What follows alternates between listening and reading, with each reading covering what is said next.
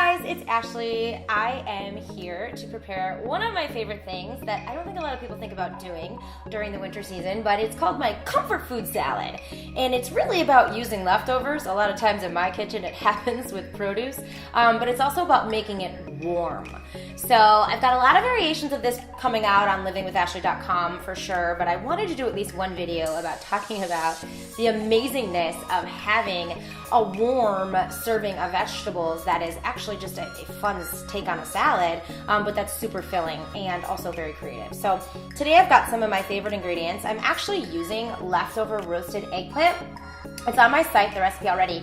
I do a chili roasted eggplant, which is kind of a soy, honey, chili sauce. It kind of tastes like a spicier sweet and sour sauce eggplant that I serve with my Mongolian salmon, which is another one of my favorite dishes. But I love eggplant because it is so filling. I literally don't feel like I always want to have broccoli and cauliflower, which are the vegetables that fill me up the most. I want to change it up, so I will do an eggplant. There's different variations. There's Chinese eggplants, there's just a large regular eggplant, there's baby eggplants. It doesn't matter what you choose. Just buy whatever is in season and what's available at your store.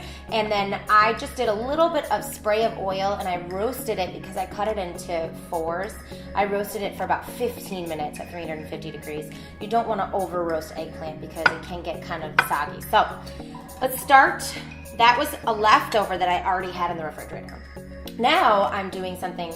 I do a base of greens. So if you've listened to me before, you've heard me say, please don't always make your salad out of romaine or water-packed iceberg lettuce. There's really not as much nutrition in that. So I try to do interesting bases. I'm kind of moving away from using as much kale. I don't like when a vegetable becomes a trend. Please pay attention to that. And I've done chard in so many recent recipes that I want to do something different. So I actually have here a combination of collard greens and dandelion greens. And the reason why I have that is collard greens are actually pretty thick. And I love that because that means it's an easy to saute lightly green. So I put it in a little saute pan. I sauteed with a tiny bit of oil for literally 2 to 3 minutes. That's it. You're just trying to get it a little bit soft. And then I put it in, again, very little oil. You actually don't even need oil if you have really good nonstick pans because I don't like to make them soggy. So I put it in a bowl. And then one thing that I did beforehand, I'm literally going to wave these around because I love to pretend like these are fingers with my daughter. So I took leftover asparagus and I wrapped it. I had not cooked it. It was just leftover raw asparagus I'd used in an egg salad. And I wrapped it with prosciutto and then I just roasted it, no oil or anything. I put it on a baking sheet and I roasted that with the eggplant at 350 degrees for roughly 8 to 10 minutes, depending on how thick your asparagus and how thick your prosciutto is. But those are the little protein toppers for your salad. So really, it's like a smorgasbord of fun, awesome stuff. And don't ask me to say that word 10 times because I can't. Smorgasbord is a very difficult word for me for some odd reason. Okay, so I'm putting the eggplant on the salad. We've already got the greens lightly sauteed. The asparagus and prosciutto was done ahead of time, just like the eggplant. So you're almost done with your lunch, which is amazing. I have roasted red bell peppers in my refrigerator at all times. I love to put them in omelets, egg white frittatas, muffins, on sandwiches, on almost anything you could possibly imagine.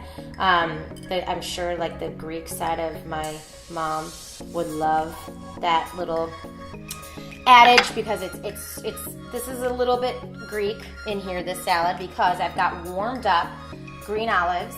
I don't slice mine because I like to have whole olives. A little weird fact about me. You're gonna learn a lot of those things. But I do like them warmed because it kind of goes along with the entire bowl. And I'll warm them up in a little ramekin with a tiny bit of olive oil and sea salt. Makes it like a marinated olive, which is super good. You wanna add another level of awesomeness to it, you could put a little bit of balsamic syrup on the olives, or you could put it on top of the prosciutto wrapped asparagus. And then I've got here, I'm doing goat cheese today instead of my standard herb feta just because I felt like changing things up. That's the best thing about having fun is if you have a couple staples in your house, and the best thing about goat cheese too is you only need a very little bit. If you have a couple staples in your house, these salads are so easy to make. It just takes a couple extra steps to make it warmer and things. So, what are you gonna do? Here we go. I've got this. So you've got your base. This is your salad. You've got your prosciutto wrapped asparagus, your roasted eggplant plain, a roasted red bell pepper chopped, some marinated green olives, and then you've got some goat cheese. Again, watch your serving on the cheese.